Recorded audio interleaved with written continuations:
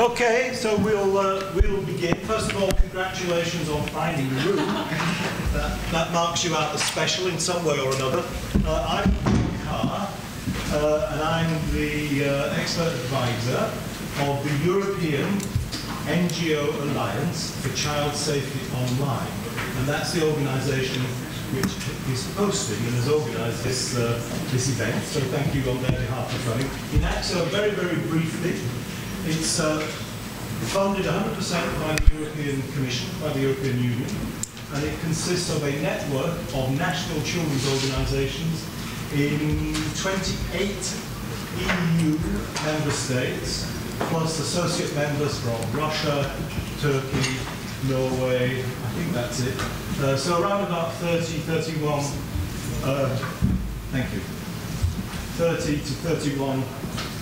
different children's organisations from different parts of Europe. And obviously from our title, you would guess that our focus is on the way in which new technology in general and the internet in particular, it's not working, but I can shout. That's it. The way in which new technology in general and the internet in particular impacts upon the lives of children and young people. And that's very much what I'm going to be focusing on in my remarks later on today, although we're certainly going to be covering a wider agenda than simply that. I'm going to now hand over to our moderator, my old friend and when I say old friend, let me rephrase that slightly. Yes, please. My good friend, this distinguished young man here, Larry Magid, CBS technology correspondent, and known to many of you here also as a director, chief honcho, or one of the chief honchos of Connect Safely. And he's going to moderate the session. So I'll hand over to you, Larry. There you are. Thanks, John. And the other chief honcho of Connect Safely, Ann Collier, is actually here. Do I need this microphone as well? This reminds me of the FDR interview when they had all the different microphones. I think this is for the online bit. Okay. You need to use the mics. Both mics, okay. So anyway, I'm co-director Connect Safely along with Ann Collier. And John asked me to speak before I introduce the panel a little bit about identity theft in youth. And the timing is very good because we are in the early stages of working on a new Connect Safely booklet called A Parent's Guide to Identity Theft. And identity theft, unbeknownst to a lot of people, is actually a big problem for youth. You'd think, why would anybody want to steal the identity of a child? Because after all, children don't have credit cards for the most part. They don't have mortgages for the most part. They don't have jobs for the most part. What good is their credit? What good is their identity? Well, in fact, that is why it's so good. Because the one thing most children have are 100% clean credit records. So there's nothing bad in their data.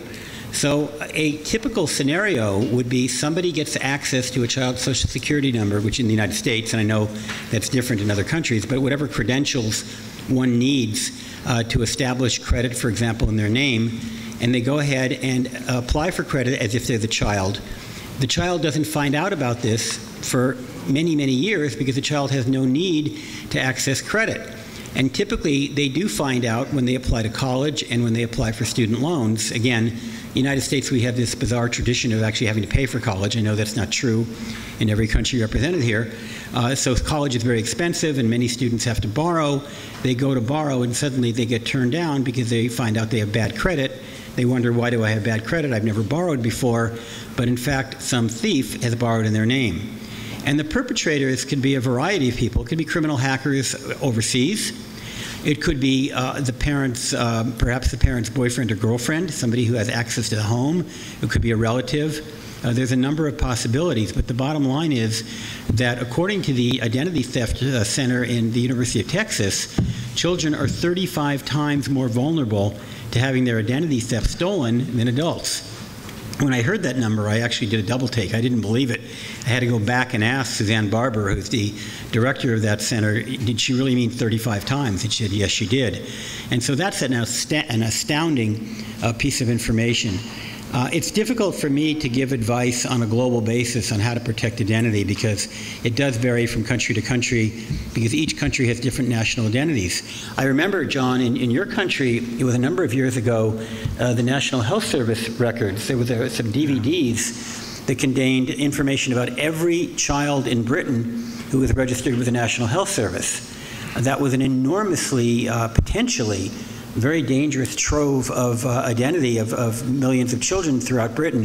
As far as we know, correct me if I'm wrong, that was never exploited. Do we know of any? We don't know. We don't know of any exploitation. They were never found. The discs were never found. The discs were never found. So that's an example. So it really behooves anybody who's a custodian of children's data to be particularly careful. I'm also reminded in the United States, and this is true to some extent globally, how in the interest of protecting children, sometimes we are required to, or at least encouraged to, obtain information about children. So for example, we have a law in the United States called the Children's Online Privacy Protection Act. And even those of you who don't live in the United States are affected by it because it says that children under 13 in the United States have to have verifiable parental consent before they can access any web service, any commercial service that is going to obtain personally identifiable information. That would include, of course, Facebook, any of the Google services, any social media. And a number of companies, Disney, for example, being one, complies with COPPA by actually getting verifiable parental consent. But one of the problems is that in order to get verifiable parental consent and store that information somewhere, you need to create a database of children who have verifiable parental consent. So the ironic potential negative consequence of a Privacy Act is to create a privacy vulnerability for children. Another example is there's been a lot of pressure, again, I can only speak for the US, for age verification. And Ann and I sat on a commission a number of years ago called the Internet Technical Task Force, where we were looking at the feasibility of creating an age verification system so that we could know, for example, that a child was over 13 or over 18 and therefore eligible to access certain kind of data, content. Very well-meaning idea. But one of the many problems with that is that, once again, in order to have this system, we would have had to have created a massive database of every child in America with their age. And that database would have had to have been online somewhere because internet service companies like a Google and a Facebook or others would have had to access that database in order to permit children to access content that might have been prohibited under a certain age. So once again, this never happened. One of the several reasons why we don't have this age verification scheme in place is because those of us on the task force warned government officials that it would be very dangerous to create this database because, again, the possibility of it being hacked could have a massive impact on privacy, security, and identity theft on children. So it's important to understand that when anybody comes up with a clever idea that purports to be beneficial to children, always look deeply as you possibly can, into all of the ramifications and implications for privacy and security, because, again, identity theft could be a result of what is otherwise a very well-meaning piece of legislation. Beyond that, we do urge parents to be very careful with children's information, not to disclose it. For example, if you go to the doctor in the United States, and we also have another quaint system called private medicine that many of you don't share, which is unaffordable to many, but that's a whole other forum that isn't the topic for today. But if you go to the doctor may very well ask for your Social Security number. Again, a particular American-based piece of identity, but other countries have similar kinds. I don't give it to them. As far as I know, there's no reason why a doctor needs my Social Security number to provide me with medication. Perhaps their billing department might to handle the bill, but the medical office doesn't need it. So I'm very careful not to disclose any information that I don't think is absolutely necessary about myself or, when my children were young, about my children. So again, whatever country you're in, whatever the scheme is in your country, be very much aware of the possibility of information being asked for that isn't necessary. So for example, if one were to apply for a loan in the United States, yes, you would have to turn over your Social Security number. If you apply for credit, yes, you would. But simply to go to a doctor, it's not necessary, and the mere fact they ask it, I simply don't give it to them, and so far I've never been denied medical coverage. Many people have been denied for other reasons, but I've never been denied it for that reason. So that is a general overview. I'm going to kind of open it up to other speakers, but of course my Macintosh has crashed. It's a good thing you're gone. And I don't have any notes. This is embarrassing. Ah, there we go, it's back up. So our first speaker is going to be Ted Shapiro. No. Is that right? Me. Oh, you're speaking again. I didn't just. All I did was introduce you. But I thought that was enough. I thought that was the high point of your evening. Oh, well, in that case, now I get to introduce John Carr. No, John, God, I don't even have a written introduction of John, but he's listed as European NGO Alliance for Child Safety Online. But if you're ever in the UK and you turn on the radio and the television, there's a very good chance that there's a story that has anything to do with children and online. John is going to be quoted because he's probably the most renowned expert of that subject, certainly in the UK, but really around the world. In fact, I can't think of an international conference I've ever been to that John hasn't been at. And I know there are many that he's been to that I haven't been at. So he's really is a good friend and probably one of the, literally the world's renowned experts on internet safety. Now that I've said good things about him, I have to tell you that he and I are going to be on a panel Wednesday where we're going to be at odds. So I'm going to say nothing but bad things about him on Wednesday, but enjoy it while you can, John. Thanks, Larry. The check's in the post, as usual. So, you've all read the blurb about what the meeting is going to focus on, and I'm going to explain a little bit about why ENACSO, the European NGO Alliance for Child Safety Online, got interested in some of these topics. About 18 months ago, maybe 2 years ago, we decided as an organization to start looking more closely at the way in which e-commerce, so buying and selling, trading on the internet, was impacting on children and young people in a whole range of different ways. And one of the particular issues that cropped up, obviously, was advertising and the way in which advertising worked. And it tied back with another issue that I'd had a much longer standing interest in, and that was the way in which peer-to-peer networks were operating, and they're obviously mainly associated with copyright theft, but I can tell you that's not by any means the only thing that is found on or near these Tor sites or these peer-to-peer networks. And I'll now explain how I got involved in that type of issue to begin with. Now, first of all, many of you are going to find this very, very hard to believe, but I was a child when Tamla Motown was the most important thing that was happening in the world of music. The only kind of music I had a passion for, the only kind of music I bought came from Detroit, okay? And you could get it all in England. They could put those little black plastic discs into packages and send them over the Atlantic. And with my few coppers and pennies that I saved up from my schoolboy allowance, I would buy, you know, the Isley Brothers, the Temptations, the Four Tops, and all of these. And I built up quite a substantial collection of Motown records. But I knew because I was a poor schoolboy, I didn't own them all.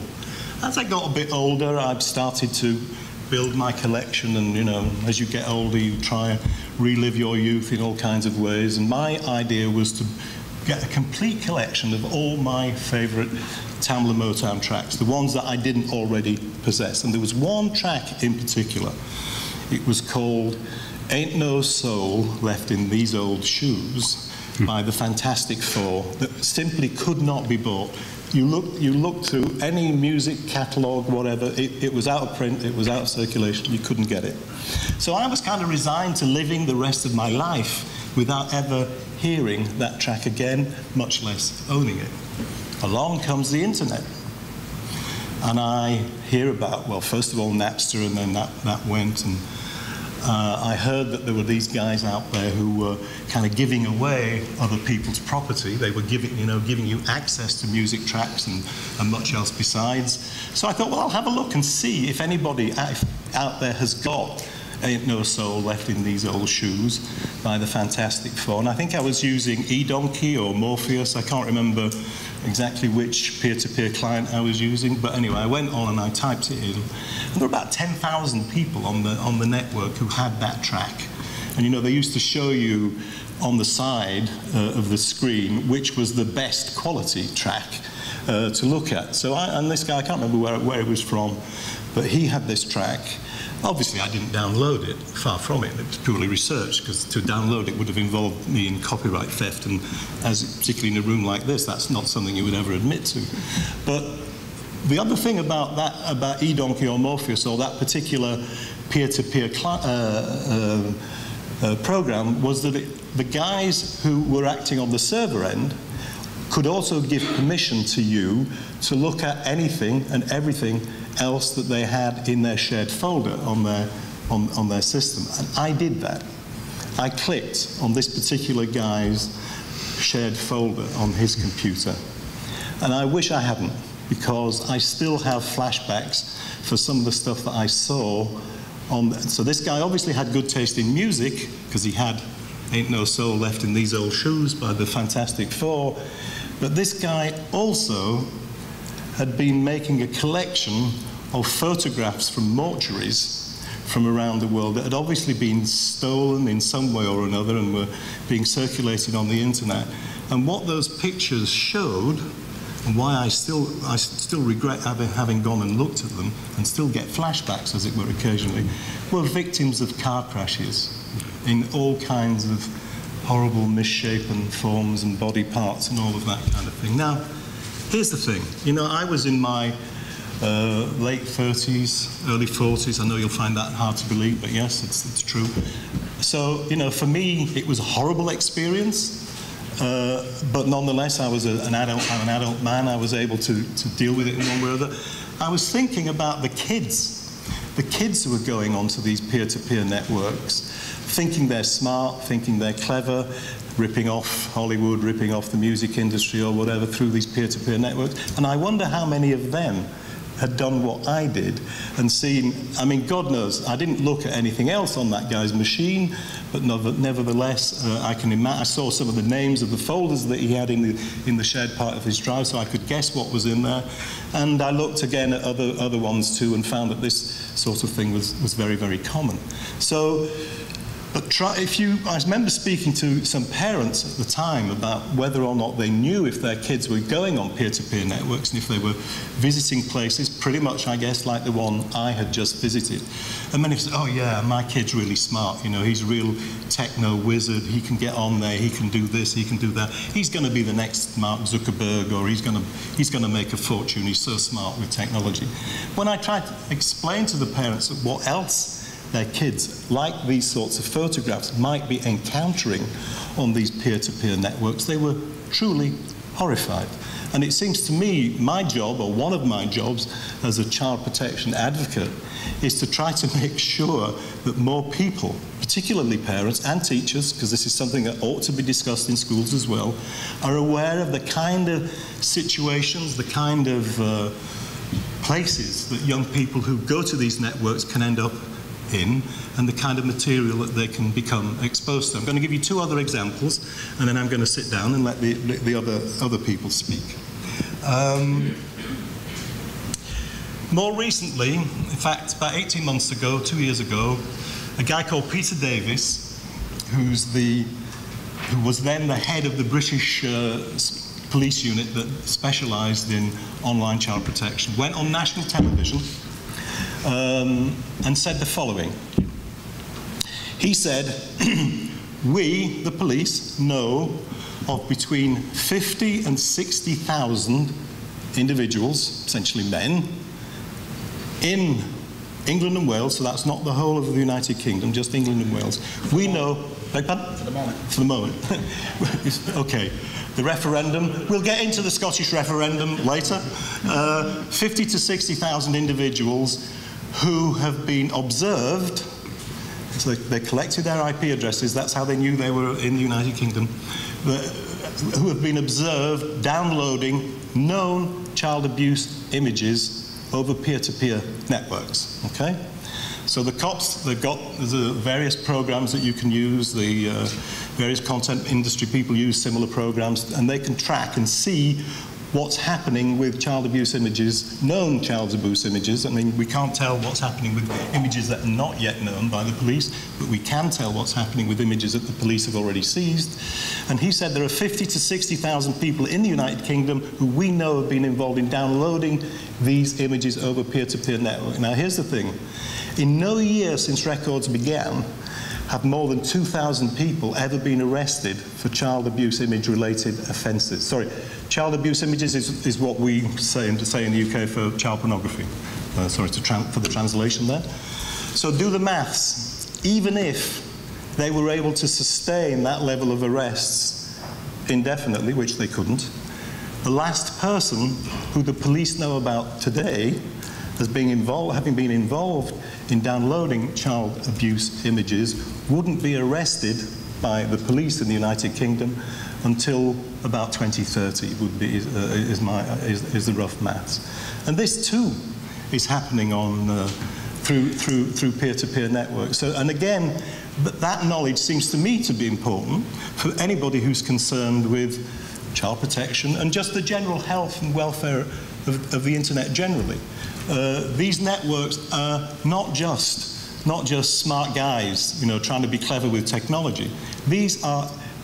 The peer-to-peer networks are probably the single most important way in which child abuse images, child pornography is being circulated across the internet now. I'm not saying the web isn't important. I'm not saying news groups and Usenet and other bits of the internet are not important too. They are. But if you talk to the cops, they're very clear. It's peer-to-peer, and we can talk about the dark net as well, but peer-to-peer networks are right up there. We did a freedom of information request. You know, in lots of countries you have a legal right to ask the government or arms of government to tell you things. So we asked every police force in the United Kingdom, or in England and Wales, I should say, to tell us how many child pornographic images they had seized in the 2 years from March 2010 to April 2012. In the timescale that we were working to, only 5 police forces replied. But by the way, within those 5 police force areas was roughly 7% of the entire population of the country, so it was broadly, I consulted a statistician, he said this is probably representative therefore of the country as a whole. They had seized something like 8 million child abuse images, again all originating, or almost all originating from arrests made through actions taken against people engaged on peer-to-peer networks. When we did the math, if you ramped it up to make a calculation about what the figure might have been if all 43 police forces had replied within the time frame that we were working to, the number came out at around 350 million. Now, you know, there's a lot of things you can say about these numbers. Remember, one guy alone downloaded 5 million, so it doesn't necessarily tell you much about the number of individuals who are involved, but we had a figure on that already, the one I mentioned before, 50 to 60,000. So again, and it's peer-to-peer networks who are pushing and funding and sustaining a lot of this illegal traffic. Just very briefly, and finally, I'll just turn to the question of advertising. So, and then I saw a couple of studies by an academic from the University of Ballarat in Australia, who was looking at the way in which Tor networks in particular were being financed, and in particular, the way in which advertising revenue was helping to sustain these Tor clients. Now, here's the thing. A lot of the guys who championed peer-to-peer networks and championed pirate websites and so on, they represented themselves as being the little guy standing up against the big bad corporations. You know, we're making a stand for greater intellectual property rights and all this kind of stuff. Bullshit. These guys are coining in very, very substantial amounts of money through taking adverts from sites propagating malware, there was one site that I looked at in Australia. You know, there was a kid if a kid went to download a copy of Brave, you know, that Disney cartoon about the young Scottish girl. Surrounding this edition of Brave, which you could have clicked on, was a picture of a prostitute who was advertising her wares and asking you to click here or ring her and so on. There was an advert for penis extensions, there was an advert for Viagra. The whole site was completely riddled with adverts. In fact, this academic calculated that only 1% of the ads on these sites came from any kind of legal business at all. In other words, 99% of all of the advertising revenues that these piracy sites were getting were coming essentially from criminals. And yet, these guys who propagate this notion of piracy as some kind of liberation idea this was their main source of income. And again, this is another idea that we need to get out more widely to parents about the kind of places their kids might be ending up in if they don't take more interest in what they're doing and advise them essentially to stay away. There you go. That's enough for now. I'm looking forward to the other speeches and then the Q&A afterwards. Thank you. Thanks, John.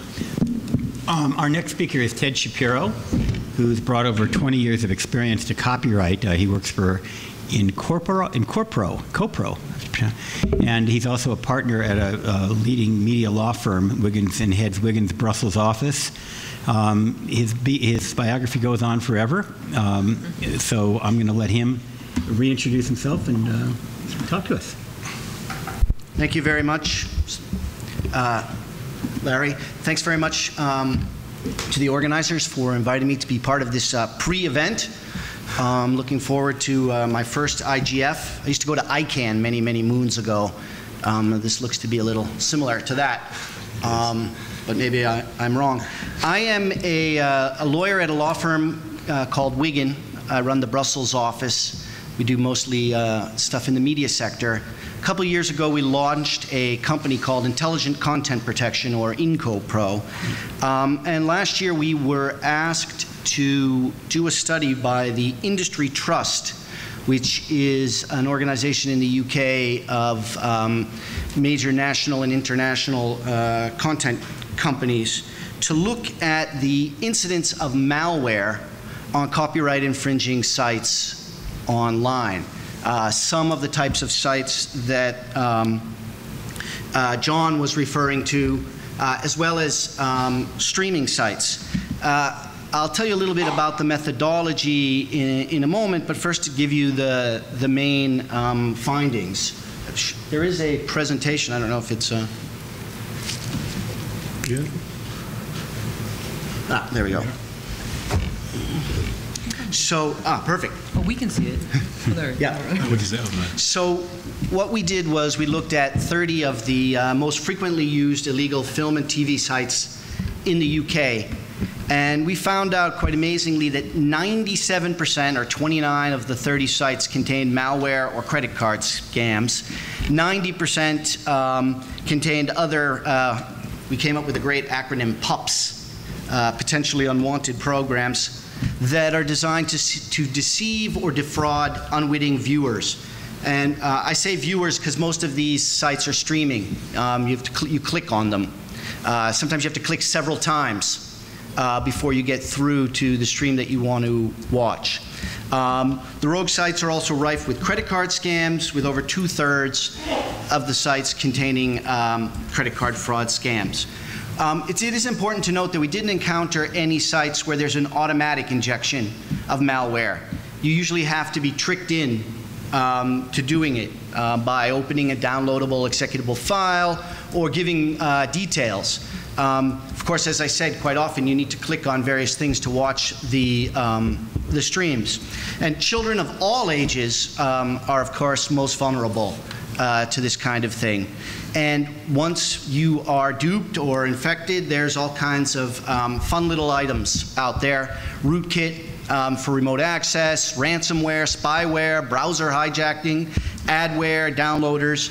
And all of these things, of course, will, that can impact on the operation of your computer, or worse, will cost you time, money, certainly be very inconvenient, and in other cases can have much, much more severe ramifications, some of the things that were already discussed. Just to show you a little bit about what that looks like, if this advances. Can you advance it one slide? There we go. So you can see, actually, if I shine this on the screen there, you're not going to be able to see it. You can see the arrows, various places that you would click or fill in your details to get this on the road. Some more examples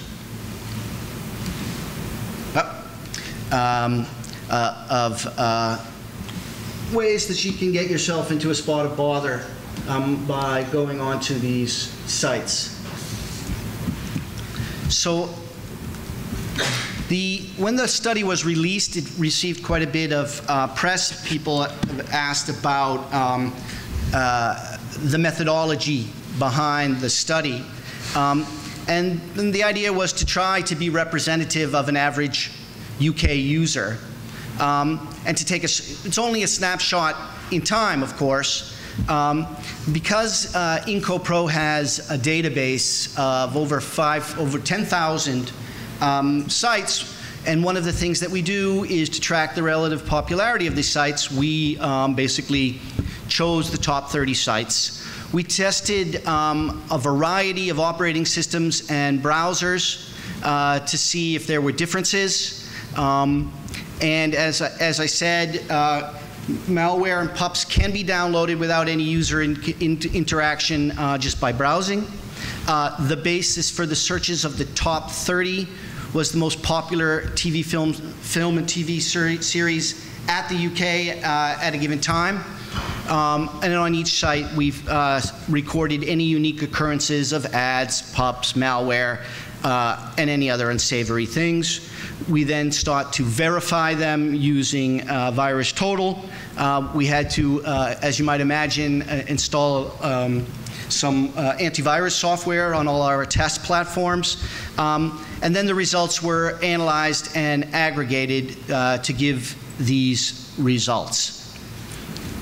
So that is just a brief overview of the results of this study.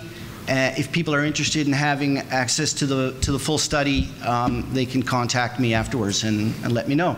I hope that was useful. Thanks a lot, Ted. That's great. Our next speaker is Shane Tews, who's the Chief Policy Officer at 463 Communications and a visiting fellow at the Center for Internet Communications and Technology Policy. So we've done a lot of work with one of the groups I work with, the Digital Citizens Alliance, that actually relates to both the things that were just discussed. And the idea is to get to the audience of really parents and children why these things are a harm. So like the click-throughs that John was talking about, that you go to a YouTube video and you start seeing the ads on the side. We did a whole study on the ability to get drugs without a prescription. And not only can you get drugs without a prescription, we had a kid, we blurred out his face. He called one of the 1-800 numbers. He could have done it online, but we decided so we called him and he said, "Hi, I don't have a prescription. I'm interested in steroids. I'm using my dad's credit card." And all the guy said was, "Great, give me the credit card number." And they actually send him refill notifications online. We sent all of the drugs that we did from this test to a lab to be studied, and really there's no good answer there. So either your child's getting true drugs online without a prescription. If you're lucky, in the case that maybe that they're actually what they said they were, in several cases they were cement. So, you know, it's not something that you necessarily want to be digesting, but you're like, how are kids finding out about this stuff? Well, they're on YouTube, they're watching videos, and these ads are popping up on the side, and there's no barrier to entry to do that. The other thing is the idea that a lot of people don't understand with all the data that's being stolen, that their credit cards are at risk, and they think, well, they don't understand how many times that's being resold and what it's being used for. And so we've done several reports. Good Money Gone Bad was one that was recently picked up quite a bit. ABC News did a piece on it. And the idea that bad guys are really bad guys. They're into this on many levels. So what Ted's talking about is, when they get a hold of your credit card, they're reselling it. So they're not only giving you drugs, or your underage child on drugs, they're reselling your credit card number. They then might put some trigger mechanism to put malware on your computer. And then all of that is actually usually going to fund some dark art of which you wouldn't want your money going towards anyway. So there's just kind of a triple threat of reasons why you don't want to be doing business with these people, nor should we be doing something more about them being there. So online trust is a big issue, just trying to explain to people why you really need to validate. And then the other part of that is working with parents, because a lot of this starts because parents don't really know how to police their children online. And there are several programs that we've done some work with that actually are starting to involve more in the school system, because the school systems were for financial compliance, needed to put programs together, but they weren't actually moving forward with making sure that they were taking place. And one program called iSafe out of California realized one of the best things you do is actually teach the older children, and then they do a Teach the Teacher program. And they explain to them online grooming. Things that you need to be looking for, things that are inappropriate, how to make sure that you are notifying if they see something that's inappropriate, telling a parent, telling a teacher, doing something to make sure that that website doesn't stay up, or if somebody is trying to contact them online. One of the challenges with social networking is there's some that have no barrier to entry. So kids get on them. They're not necessarily supposed to be there because they're under the age of 13, but nothing's keeping them from being there, and anyone can friend them in that space. And then things tend to go not great from that perspective forward. So there's several programs. There's one called Locker Lane that's online, so kids can go online anytime if their parent gives them access to it, which actually, taking a step back, there's also a program called Parent Permit that allows parents to kind of monitor what their children are doing and have a better understanding of access. And we went through a whole phase about 10 years ago where we were putting all this into the software program, but you had to be pretty savvy to know how to lock all this information up online. It wasn't really an opt-in, or in a way you had to actually go into the settings sometimes of what the program was and say, I don't want something with these permissions, letting my child in or out. So we've come quite a far away for that. Our biggest challenge is just the stuff that's blatantly online and available to them. So education is really an important thing for that. And then the other thing is just the constant stealing of their information, as Larry was talking about, that their information does get hijacked. They don't realize that what they're doing is putting themselves at risk, and they don't know for several years that they've been put at risk, and maybe it could be their image. It is parts of their identity that is being reused online, and by the time they figure it out, it's really hard to clean it up. And all of this, again, is usually going because people that are utilizing this are looking for money. It's getting funding, and they're funding things that we really they're stealing copyright protection. They're doing counterfeits online. They're doing things that we would like to be figuring out ways to make it stop. And children are really kind of a vulnerable point in that process because they have the capability of finding these things online. All right. Thank you very much, Shane. And our next speaker is Eric Jardine, who's a research fellow at the Center for International Governance Innovation. Thank you very much. Good morning, everyone, or afternoon. Afternoon. Sorry. Welcome. I'm still on North American time a little bit here, so I'm a bit dazed and confused. I can turn this one off. So today, what I'm going to be talking about is They can't hear you. I guess better. Going to be talking about the role of the state in the current multi-stakeholder regime that we have in place. And I'm going to talk about that for two reasons. And the first is that the state's becoming, increasingly over time, is becoming more involved in the internet governance regime that we have in place.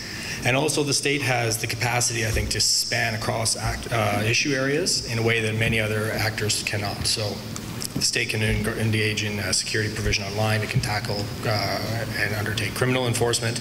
It can regulate ISPs and content intermediaries and so forth. So the state plays a pretty dominant role, or will, I think, in the near future play a very dominant role in the internet governance regime, and it will touch on a lot of areas. So I think it's important to sort of talk about. And for me, I think the role that the state should play has to do with this issue of minimizing the costs faced by internet users. And these are both material costs that people might face in using the internet, as well as immaterial costs that are derived from things like rights violations and that sort of thing. And to sort of sum up the whole presentation in one line, I think the state plays an important role in correcting for certain market failures that come along with a free internet. And so it reduces costs, in a sense, by becoming more involved in the governance regime, but it also imposes costs at the same time. So I think what's important is to try to calibrate the state's role so that it's just correcting for certain costs to do with the free internet and not imposing more costs than it's actually correcting for in the first place. So I'll get into unpack that a little bit as I run through the presentation here. And specifically from the framework that I sort of will talk about today, I want to point to the role technology, normative constraints, national laws, and international legal harmonization can all play in sort of correcting or providing for a useful role for the state in the internet governance system.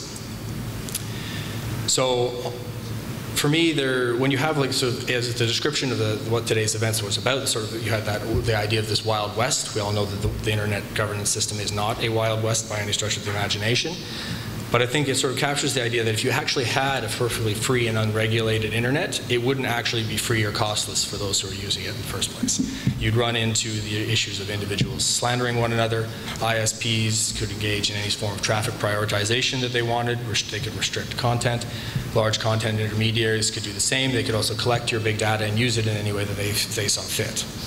And lastly, of course, you'd have to deal with the actual commission of criminal activity online. And there you'd have, I think, the most easily quantifiable metric to say what kind of costs you'd have with a really unregulated internet.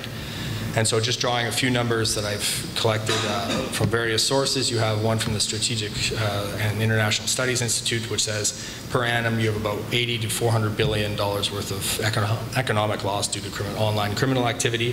From Canada, it's estimated to be $3 billion a year, or $380 per person. And in the US, it's estimated to be $70 to $140 billion. So even with all the efforts at mitigating criminal activity online that currently exist, you still have a tremendous financial costs that are being imposed upon internet users. So a free internet doesn't cut it. Reducing the state's involvement won't cut it either, and maybe increasing would actually be beneficial, because in other areas when you have problems of crime or you have problems of market failure or power asymmetries like you have between individual internet users and, say, content providers who make you sign up on those the opaque terms of service, when you have those sorts of situations, the state usually plays a pretty instrumental role in correcting for those problems. So if we talked about the state's involvement, we can see that they can play a valuable role in correcting a lot of the problems or deficiencies with a free and unregulated internet. They can tackle criminal activity, be it anything from the distribution of child pornography to fraud cases and so forth. They can also regulate ISPs and all the rest.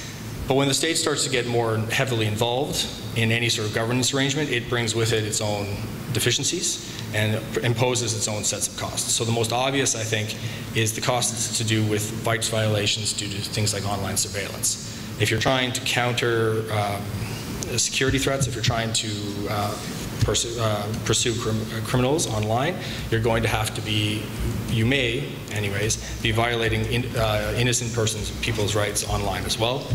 And that's imposing costs on internet users. And so there's a balance that needs to get struck there. So you have the state becoming involved in reducing the costs that are associated with the internet in one way, but imposing costs because of their very involvement in another direction. So you sort of get to this optimal point then where you have the costs of the sort of unregulated internet reduced to their minimum, and they sort of intersect with the costs of the state becoming involved, and that's the sort of point where costs are kept to a bare minimum, but there will still be costs always to any sort of online activity. And so that's the sort of point that you want to be pushing towards, and I think that here's where technology, normative constraints, national legislation, and international legal harmonization can all play a valuable role to sort of reduce those costs even further in absolute terms. So I'm going to start just very briefly with technology. I think there's advantages and disadvantages to technology, and this sort of seems to me to be stuck on a pendulum. So you have the Snowden revelations, and immediately following that, you have a big growth in the use of the Tor network, in black phone sales, in the use of cryptocurrencies. Some countries like Switzerland are cashing in on everyone's drive to have their data protected, and sort of promising, due to their strict privacy legislation, that they will be able to protect your data from Big Brother, essentially. And a lot of this is made possible by advances in technology.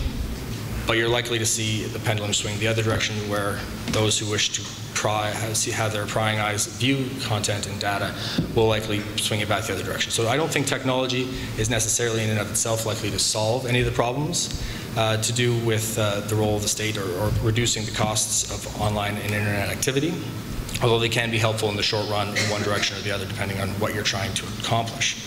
Where I think you really start to get a lot of traction is in this sort of in the legal and in the normative areas. So just one example of how normative restraint can actually, or two examples actually, of how normative restraints can actually play a valuable role here. First has to do with state actors, the second has to do with ISPs. So in Canada, we have the Communications Security Establishment of Canada. It's sort of the Canadian equivalent of the NSA. It's much smaller, but it's also really stealthy, like a ninja. No one really knows that it exists, so to the extent that these sort of agencies should be unknown, it's doing a really good job. But there was a few years back, the then director John Adams actually kiboshed a metadata collection program, not because it wasn't technically feasible or cost efficient, but because he felt that it went too far and violated privacy rights too much. This was a director-driven decision on his part, rather than anything dictated by the government or by the courts. And that's, I think, rare, but it's an indication of how normative constraints, or sort of the norms that people embody, can actually guide the way technology tends to be used. So rather than violate the privacy of millions, he thought it would be better to risk some security breaches and not do that. So it can play a valuable role. It just requires getting the right people with the right ethical standards in place. Another example where I think norms can play a valuable role has to do with the sort of transparency reports and the like that the internet service providers are increasingly publishing. And these sort of show how well ISPs are pushing back against government requests for user data and so forth. And again, it's almost codes of conduct for the industry that are starting to develop there that may be useful in regulating the encroachment by the state and regulating internet service providers and what they collect, what they retain, and so forth. Now, national legal provisions, I think we're in an interesting area there because you have new laws emerging to try to counteract new problems that are emerging simply because of the internet is still a very new, in legislative terms, a very new technology. Then you have new applications of these laws, and you have clarifications of essentially old laws being applied in the online space. So one example sort of speaks to what John was talking about child pornography earlier on. Again, this is from Canada. There was a direct observation by the RCMP, who are the federal level police in Canada, of someone downloading child pornography images, and the police went to the internet service provider and just asked straight up for their IP address in order to get the physical location and identity of this person. The internet service provider complied. The case went to the court. The person was found guilty, and so on and so forth.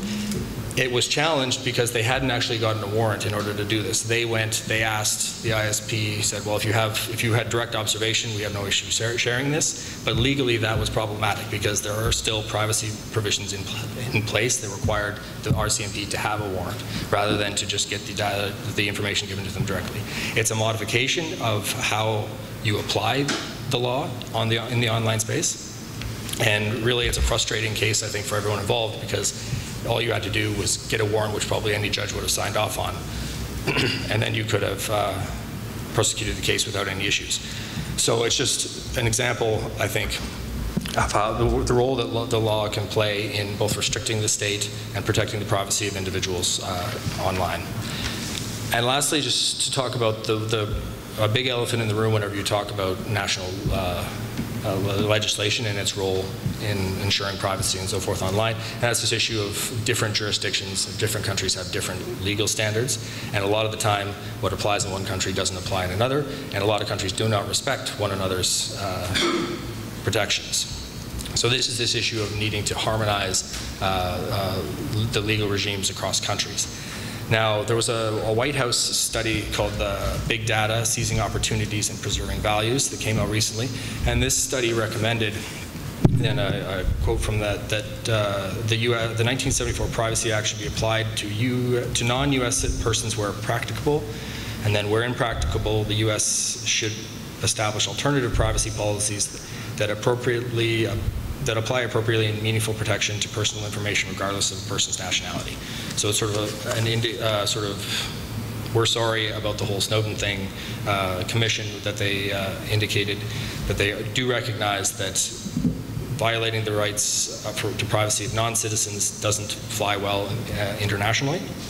And so whether this moves beyond this, just a report in the stage of rhetoric is sort of unclear at this point, but I think you could get some traction even amongst maybe initially the Five Eyes in terms of protecting each other's or extending privacy guarantees amongst the Five Eyes would be a place to start. And then from there you could maybe move to all like-minded liberal democracies as a further step.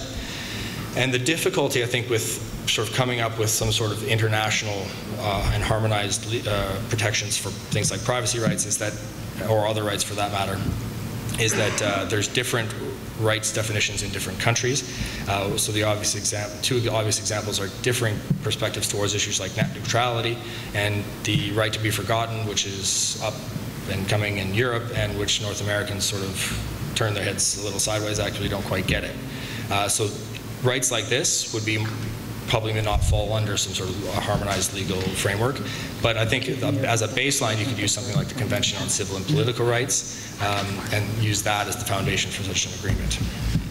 So that sort of covers those 4 points. And I just wanted to talk about in short, just about that, the role that the state's likely to play in the internet governance regime and how to calibrate it so that it's as effective as possible at reducing the costs that people have to face in order to use the internet. So that was basically just the point of the presentation today. So thanks very much. Thank you. Thank you very much, Eric. So if you saw me typing at the computer, I wasn't just updating my Facebook profile, I was taking notes on what people were saying. And I have many questions, and I'll try not to dominate because I want to open up the floor. But I want to start out by asking both Ted and John, because you both referenced sort of the side issues of accessing copyrighted content or copyrighted content that's there without permission, or content that for whatever reason shouldn't be there. So for example, the movie studios are very anxious to keep young people or anybody from downloading their copyrighted material. Book publishers, music publishers, John pointed out how in desperation he went and searched for a piece of music that he couldn't find. But the bottom line is that with that exception, the music industry would very much like to make sure that that information is offline. So as a result, those who put it online are not your most savory characters. And I guess what I'm trying to get at is that the entertainment industry has a vested interest, a financial vested interest, at protecting its intellectual property. And there's controversy about that. Not everybody agrees that they should be so vigorous in protecting this property. Some people don't even agree that the copyright laws should be enforced. And that's one set of issues that the entertainment industry and the content industry is grappling with. And there are issues that have to do with the protection of their business. John, I know for a fact, because I know your role in life is not to protect the financial interests of content companies, but to protect children. And Ted, I think you made similar references. You were pointing out the fact that in an effort to get around copyright, we wind up stumbling upon content which, for whatever reason, is disturbing, is illegal, is inappropriate, et cetera, et cetera. How do we separate out those issues? How do we make sure that those of us who are trying to protect children are not perceived as protecting the interests of Hollywood and the content industry, which has a legitimate right to protect its interests, but I don't believe that's what we're about here. Just, I should have made clear, by the way, that eventually Ain't No Soul Left in These Old Shoes by the Fantastic Four was released, and I was able to buy it legitimately as a download. So I have now completed my collection, and I now have to debate who I will leave it to when I die. So, yeah, I mean, you're right. The child protection lobby and people like me, we don't have a dog in the fight over intellectual property rights. That's not a major concern of ours as such. But I very definitely have a concern about the way in which essentially criminals and others who are propagating and distributing illegal content are drawing children and young people into a web of illegality. Now, you can argue, you can take one view or another about whether copyright laws are good or bad, or ought to be stricter or more lax, or what have you. My point, however, is that there is a great deal of ignorance amongst parents and teachers who are there to help kids, or ought to be there to help kids. And this is Shane's point as well. If the parents and teachers are not aware about what the realities are of the sorts of sites their kids are going to, how on earth can they be in a good position to help keep them from bad? And, you know, I do think also, I mean, you know, I was a lawyer many, many years ago. Academic lawyer, I never practiced, but I don't like the idea of children being drawn into places where stealing is seen as cool. I mean, illegality is seen as clever. It's not a good basis on which to build citizenship. Now, you can have a separate argument about whether, as I say, about whether the copyright laws are good or bad, should be stricter or more lax, but the fact of the matter is now, and this research, not done by me, done by academics in different universities around the world, is showing that all of the guys who are involved in this stuff now are crooks in one way or another. 99% of all of the revenues coming into these piracy websites are coming from adverts placed there by prostitutes or people who are selling cement, claiming it's Viagra, or penis extensions and things like that. This is not a good place for kids to be, whatever view you take about the rights of Hollywood or the rights of the music industry. And that's why I'm really that's why I'm really keen to do a lot more to get the messages out about what the actuality, what the reality is of what's going on these on these piracy websites and over these peer-to-peer networks, because there is a huge degree of ignorance and inertia around it that if parents knew 1/10 of what the kind of environments their kids were moving into, they would be up in arms. They'd be demanding legislators took a lot stricter line on this and dealt with it. And that's a good thing as far as I'm concerned. Ted, do you want to elaborate? Yeah, thanks.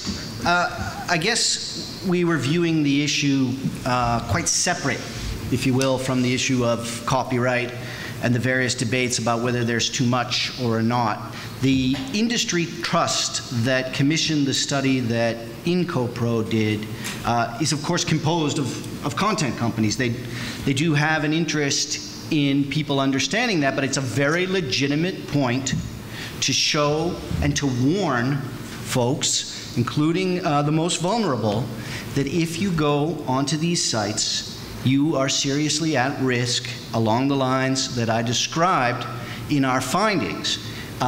And by showing people that, we say, look at this. Leave aside the issue of copyright infringement, whether there's too much, whether enforcement's bad or whatever, but understand the risks that you entail if you go to these sites. And industry, the audiovisual sector, the music industry, they have come a long way in offering legal alternatives. And I guess the case in point is John's example, where he ultimately found the piece of music that he was looking for on a legal site, and he didn't get infected in the doing it. So, John, rather than leave it in your will, you could just post all this music online and share it with all of us. Shane, I want to ask you a question. I mentioned this to you before we started. You referred to the fact that there are groups out there, NGOs out there that are doing internet education. And one of the ones you mentioned, I think, was iSafe.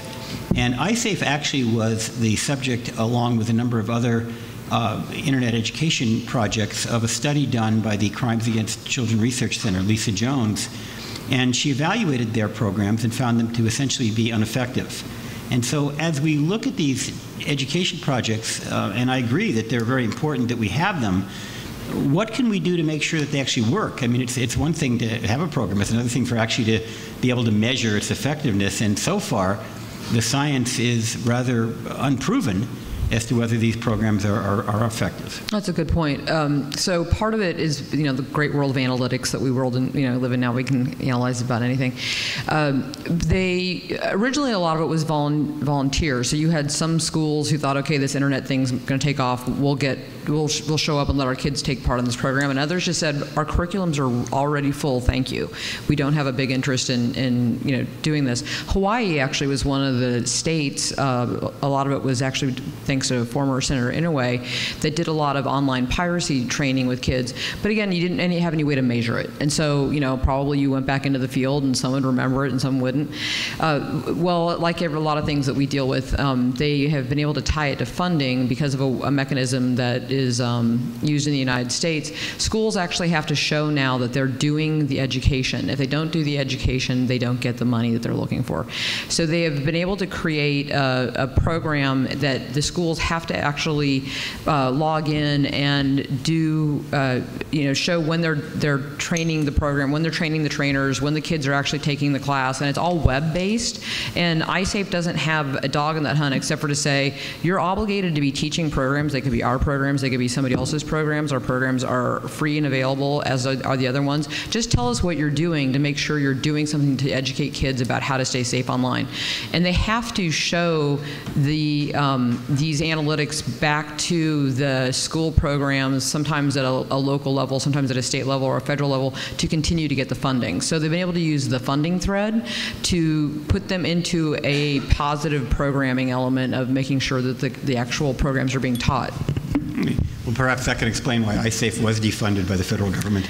Well, maybe we could not talk about that here because they were actually in a funding war against the group that said that they weren't doing what they were doing. So, anyway, but I have a question for you, Eric. You mentioned, you talked very articulately about the whole state players and the sort of unconsequences, the overreach, and I'm struck by the whole issue of censorship. So I had the distinct pleasure of going to Moscow at Internet Safety Day, Safer Internet Day, a couple of years ago, and they had just passed a law to protect children. And the law was very properly focused on child pornography, child sex abuse images. And as long as they were at it, they threw in something about protecting against terrorism. And as long as they were on a roll, they added political extremism. And there were some people who thought they should throw in homosexuality. And I think at one point, they might have put anti-Putinism into the law. And it got to the point where in the excuse of protecting children, they were actually winding up censoring the entire internet. And dare I criticize our host country, but indeed the Turkish government has been accused of something very similar with a law that was passed earlier this year that some people are said as being used for political purposes. Again, I don't want to get into too much detail, but the bottom line is that at what point are states, basically reaching too far for political reasons and then using child protection as an excuse? I would say that it really obviously varies by country.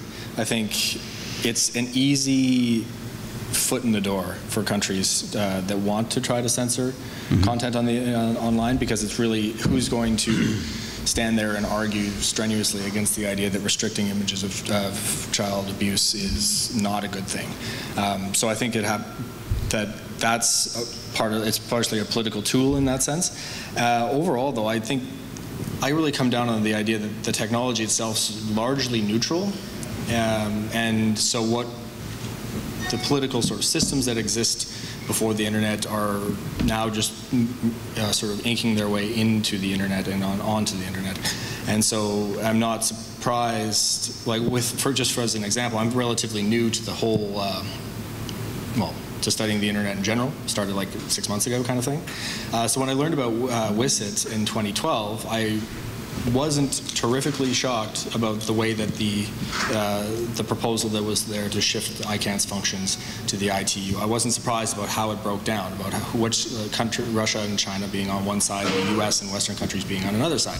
It's very geopolitical in its orientation, and it just shows politics exists prior to the internet. So the countries, I think, you can pick and choose the countries that are likely to be heavily engaged in censorship without knowing anything about their online policies as it exists right now, just by looking at the history of their countries, these countries up to this point in time. And so in some ways, the interoperable protocols and the fact that the internet's spread in a sort of a very universal way means that in the short run, maybe we're getting at the end of the short run at this point, you have a tension between what countries would like to do and what is technically feasible to do, and the technology of the internet itself. But increasingly with the Great Firewall of China, with deep packet inspection and all of this sort of stuff, the state's finding ways to start to censor as heavily as it wants. And I think a lot of countries aren't done censoring content, and I think a lot of countries, Western countries in particular, are likely to find a lot more checks that are emerging in the offline world that are going to try to block any sort of censorship in the online world. And by the way, please don't and take my comments to assume that I exclude my own country from having done some overreaching legislation, because we've had our issues in the United States, and certainly when it comes to surveillance, we have major issues that many of us have to be embarrassed by. And yeah, Canada has they have a child, I think it's Defense of the Child Act or something like that, which is the exact same thing. There's defending or trying to prevent child abuse online, but it expands to other areas. Yeah, and we've had that as well. In fact, we had a law called the Delete Online Predators Act, which I called the Delete Online Children's Act, because in attempting to delete predators, it actually blocked children's access to information. Now, losing my train of thought. There was a conversation earlier about the notion of rights, versus protection, and that's going to be the subject of a workshop that John and I are doing tomorrow, or that's Wednesday, I think at 9 o'clock in the morning. I urge all you to come. But I want to kind of sort of, in a sense, hint at it today, because a lot of this ties in with what we're talking about here, where we want to establish as many rights as possible, but at the same time, we want to provide protection.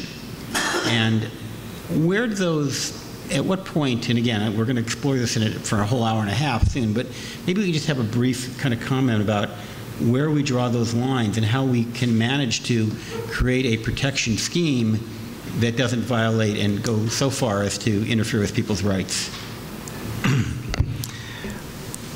In the UK, we have a body called the British Board of Film Classification. It's essentially the censorship body that determines what age rating a movie gets. I'm on its advisory board. It means I don't actually make decisions about classification. I just kind of take part in conversations about parameters for policy and that kind of thing. Now, what I really like about the way the BBFC works is you've got some really, really smart people who sit down and debate and think about very, very complex issues.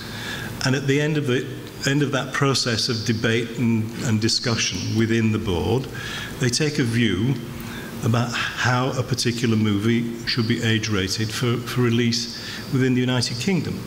Now, if you were to leave it to the tabloid newspapers to make decisions about things of that kind, God knows what the movie industry would be like in Britain, but we don't.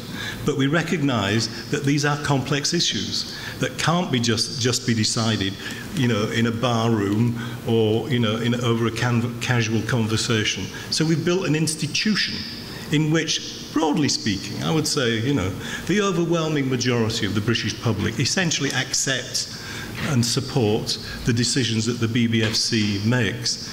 So, obviously there are some extreme liberals who think that we shouldn't have a BBFC and that the music industry or any creative industry should just be able to put it out there without any regulation or control of any kind. And then there are others who think that the BBFC is far too liberal and there are far too many women's breasts visible in movies and things of this kind, and much rather have a much tighter set of rules and constraints about it. But I think, as I say, broadly speaking, because we've got this body with smart people taking reasoned views, observing the laws of precedent and all of these kinds of things, it gains public support. And I think, in a way, that's what we strive for in many of these discussions and debates about internet policy in the future. I mean, everybody wants to protect children. Nobody wants them to be exposed to child pornography or pictures of motor vehicle accidents and that kind of thing. And somewhere or another, somebody has to take a view about on what side of the line to draw that point. Without, so the balance you have to make is that children's rights to access information and free expression and all of that against the need for protection from certain very bad people and some very bad things. I don't think it's an easy thing to do, and I'm not sure certainly the IGF is not an embryonic British Board of Film Classification for the world internet, and God knows the ITU certainly isn't. Yeah. But it's complicated. Yeah, go ahead, Ed. There's great work done by the BBFC. It's sex in the morning and violence at tea time. That's what I go for. From a legal point of view, when it comes to questions like this, and of course it's very easy to say, and you referred to it briefly, we're talking about competing rights. We have a right and an obligation to protect children from various things that may be harmful to them, including in particular some of the examples that were given, child pornography. In protecting those rights, we may run into other people's fundamental rights. The right to carry on a business, freedom of expression was referred to. Cases like this arise before the courts all the time.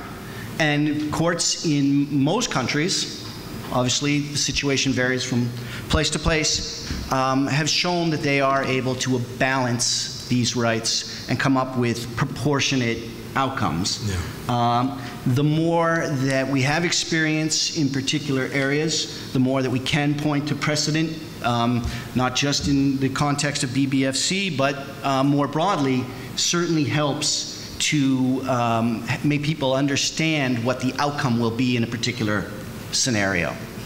I have one last question before I open it up, and that has to do with both Ted and John, and any of you can comment on this, mentioned the fact that there are advertisements on some of these sleazy pages that children are lured to. And when there's advertising, there are companies involved, right? There's usually some kind of a financial transaction company involved.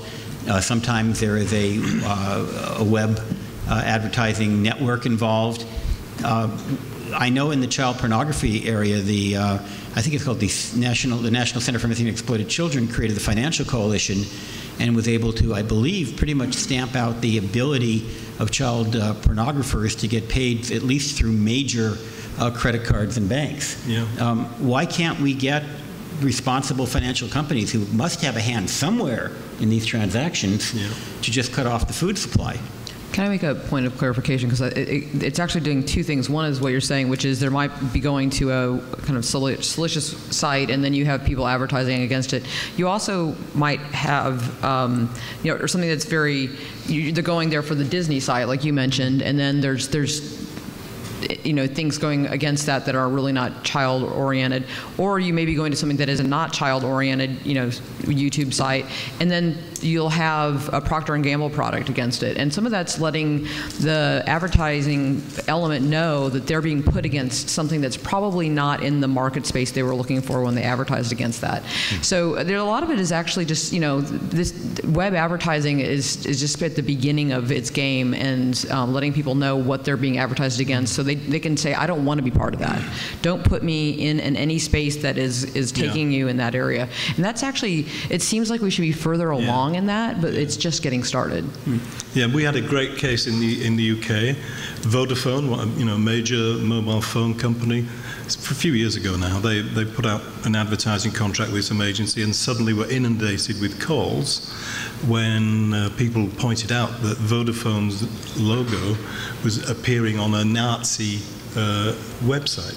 So pretty quick they were on and said, look, in future you've got to give us certain guarantees before if you want our business, you've got to guarantee that our logo and our business will never be advertising on certain classes of sites. So absolutely.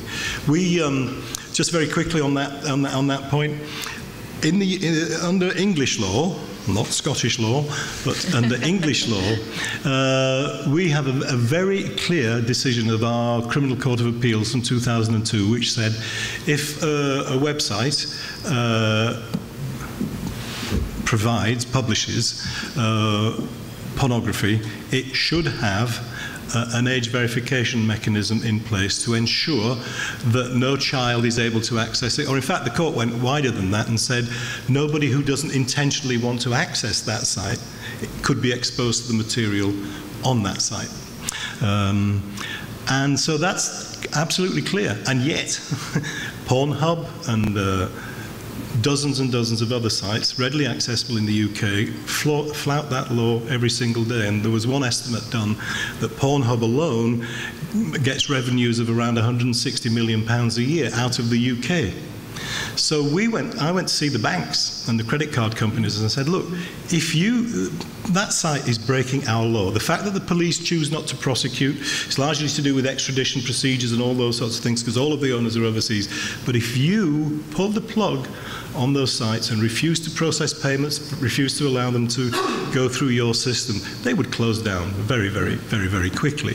What they said to us was, well, in principle, we would love to do that, but we're not certain that we are completely in the clear from a legal point of view, and we want the government, they said it publicly, we would like the government to bring a bill to Parliament to hold us harmless. So should we act in that way, we will be held harmless of any potential comeback from the site owners. Now, my view was that was an excessively timid view that the banks and credit card companies took.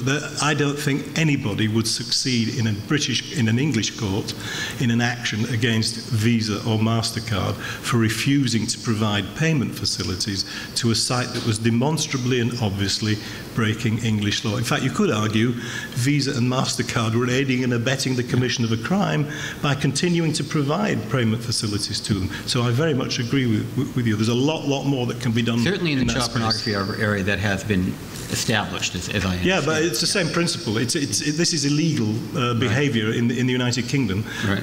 And the banks and credit card companies should do more to help curb it. Just one quick point to add to that. On the ad issue, the advertising issue, you should also not just focus on the actual advertisers, but very important are the ad brokers, the intermediaries. Yeah, the networks, yeah. You had your hand up? Yeah, I was going to actually, I think the issue that you raised, Larry, about advertising that you're discussing now, it's a twofold issue, right? We need to actually... We have a roll view? Oh, thank you. Sorry, the issue of advertising that you raised, I think there are two questions that you need to address. First is we need to get awareness among the legitimate brands that they shouldn't be serving ads on those sites, and working with the ad intermediaries, preventing those ads being placed on those sites. But secondly, the types of ads that John was talking about, the scam ads, the porn ads, they're generally not placed by companies like Google or Yahoo or Microsoft. So you have rogue ad networks or ad exchanges out there that are actually placing these high-risk ads on sites. So if you go to the first issue, there are a whole host of markets trying to develop self-regulatory initiatives to prevent ads from being served, not just on pirate sites, but on sites that are deemed to be harmful to the brand. So in the UK, for example, there's a self-regulatory regime called the Digital Trade Standard Group, which the ad intermediaries, the entire value chain of ad intermediaries, have to have an agreement with the brands, their clients, to identify what types of sites they don't want their ads served on. Pirate sites are one of them. If you're a good that is focused on children, it might be on a porn site. You don't want your ads served on it. And then the ad intermediaries have to build into their back end the ability not to serve ads to those types of sites that the brands have identified they don't want their ads served onto. So there's a commercial pressure being put in the marketplace to say, don't serve our ads there. In conjunction with DTSG in the UK, the Police IP Crime Unit has compiled what is called an infringing website list and identifies the worst copyright infringing sites. So if a brand says they don't want their ads served on pirate sites, they can utilize this IWL. The intermediaries use the IWL to prevent their ads from being served on those sites. So there are these initiatives underway. The UK is the most robust right now, but other markets are looking at doing different approaches or similar approaches.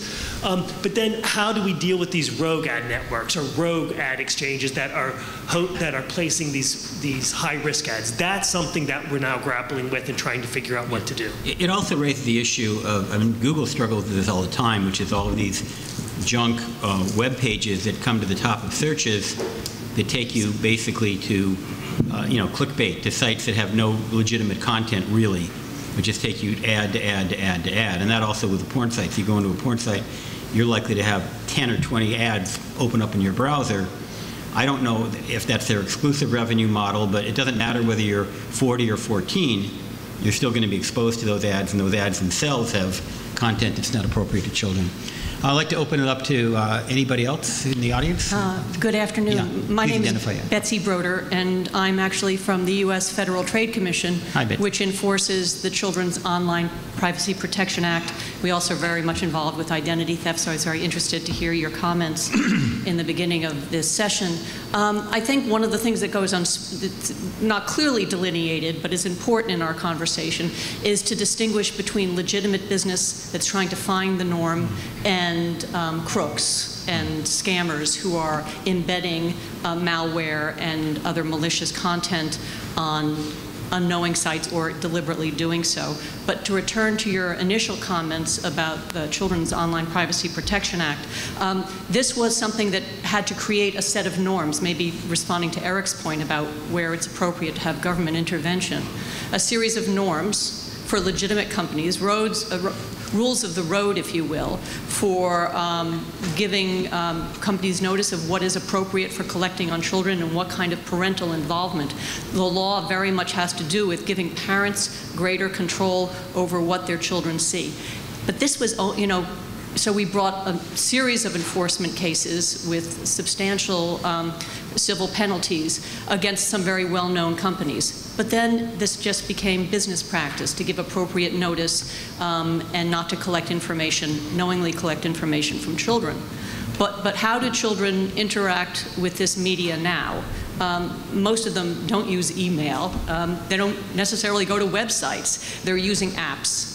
They're downloading apps. And so what is the risk associated in that environment? So it's interesting, kind of replaying where we were in COPA with what we did recently on 2 enforcement actions.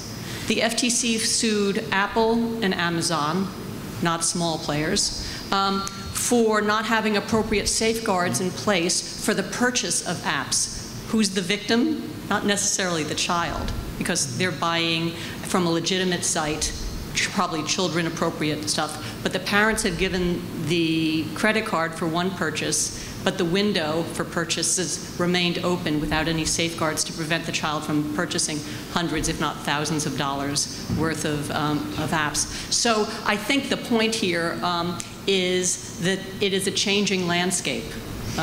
Peer-to-peer is, it's almost kind of quaint now because we're in a very different environment where we're in an environment where their children are carrying their threats around in their backpack, in their book bags, through their phones and their mobile devices. So it's just a point of reference that this is such a fast-moving environment with the risk changing and emerging in different ways, from creating norms for legitimate companies to crooks finding additional ways and monetary systems to extract value and expose children to harm. The other point I would add about why the credit card companies just don't shut down their accounts is often the bad guys will get someone to front them and open up a merchant account in their name, so that even if the bank does due diligence to make sure that the merchant is legitimate, they may appear legitimate, but they're fronting yet for someone else. Another risk that keeps bubbling up.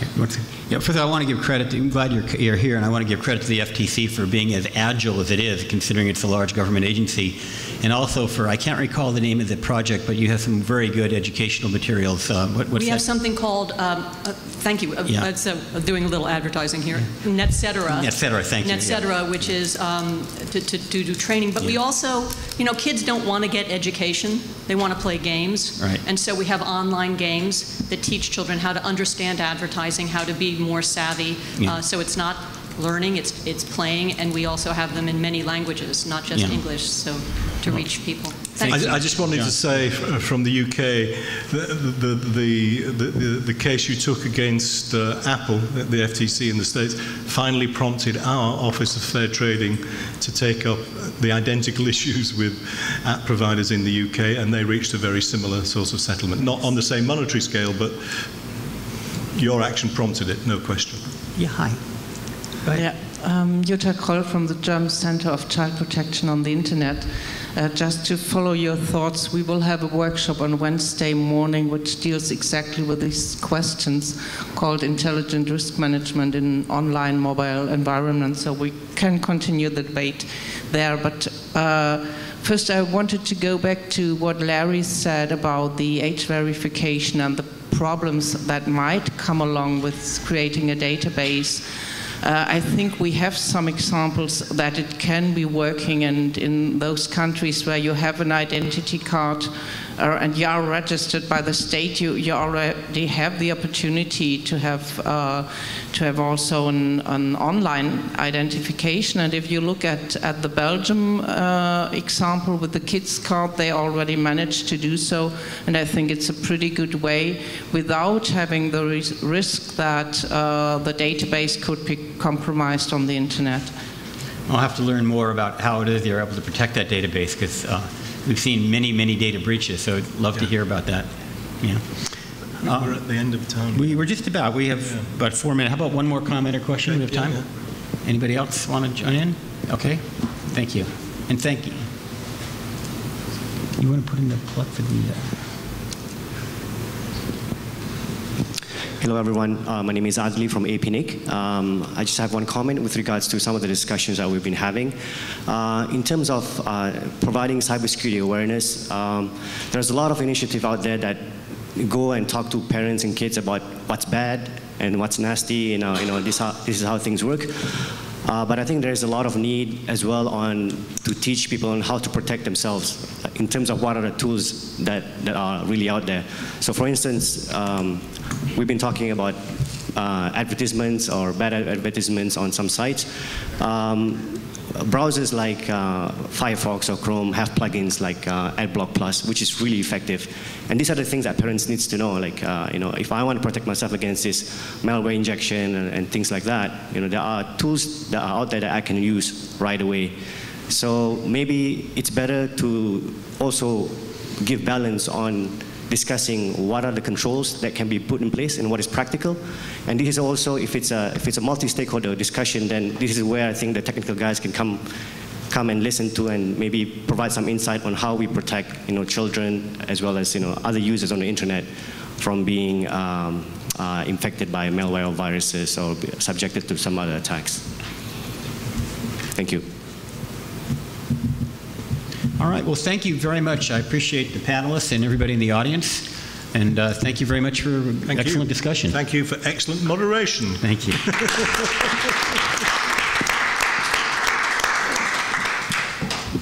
And you had internet the whole time. You may never leave this room. I know. So I didn't. Sit. Okay. I've got another one at the office. Oh, you got okay.